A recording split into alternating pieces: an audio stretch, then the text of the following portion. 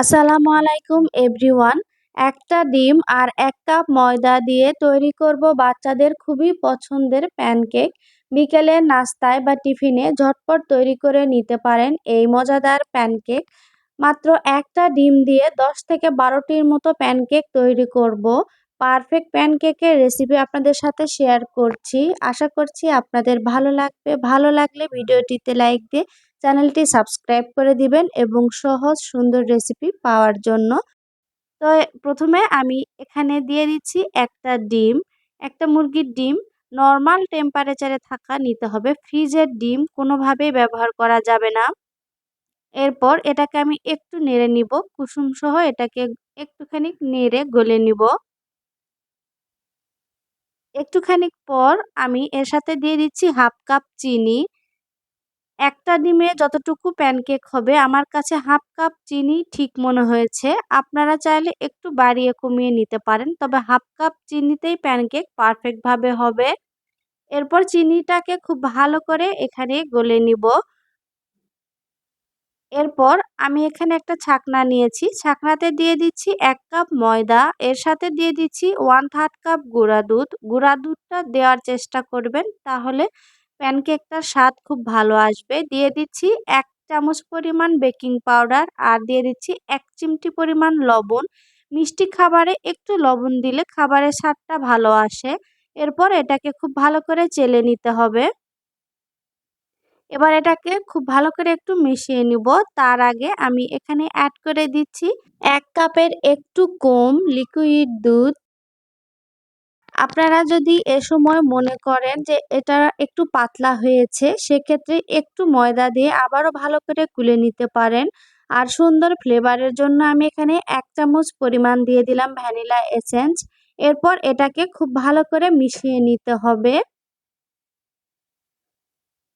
1 কাপের একটু কম দিয়ে এটা খুব ভালোভাবে পারফেক্টভাবে প্যানকেকের ডো তৈরি হয়েছে। আর এ পর্যায়ে আমি তেল দিয়ে দিচ্ছি 1/3 কাপ। তেলটা আমি আগে দিইনি, কারণ তেলের সাথে ডিম বেশিক্ষণ নাড়লে ডিমের স্টিকি ভাবটা নষ্ট হয়ে যায়, তখন প্যানকেকটা খুব ভালোভাবে ফুলতে চায় না। তাই তেল আমি একটু পরে দিয়েছি। আর এটার গোলাটা হবে ঠিক এরকম, একটু ঘনর মতো। দেখুন কত সুন্দরভাবে গোলাটা হয়েছে। এরপর মিডিয়াম হিটে ফ্রাই প্যানে আমি একটু তেল ব্রাশ করে নিচ্ছি।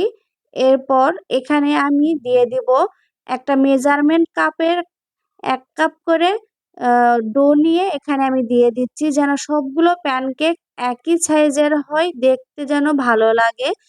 আর এটাকে অবশ্যই মিডিয়াম টু লো হিটে রাখতে হবে চুলার আঁচটা।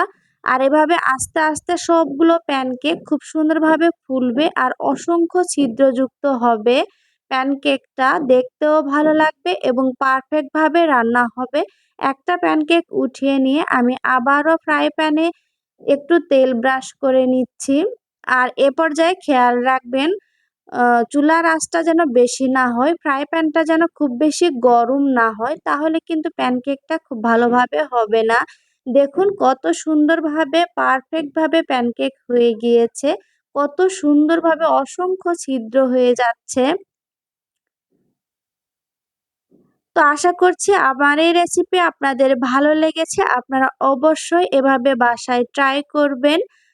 আর সকালে যদি একটু 10 মিনিট হাতে সময় থাকে, সেক্ষেত্রে বাচ্চাদের টিফিনে ঝটপট এটা তৈরি করে দিতে পারবেন। বাচ্চারা খুব মজা করে খাবে। সবগুলো প্যানকেক আমি একইভাবে তৈরি করে নিয়েছি। আর এখানে 10টার মতো প্যানকেক হয়েছে। আর সবগুলোই পারফেক্টভাবে হয়েছে। আমি একটা আপনাদের ছিঁড়ে দেখিয়ে দিচ্ছি। আর অনেক নরম সফট হয়েছে। অসংখ্য ছিদ্রযুক্ত হওয়ার কারণে এটা খুব সুন্দরভাবে ফুলেছে। নিশ্চয়ই দেখে বুঝতে পারছেন। তো আশা করছি আমার এই রেসিপি আপনাদের ভালো লেগেছে। আজকের মতো বিদায় নিচ্ছি। আল্লাহ হাফেজ।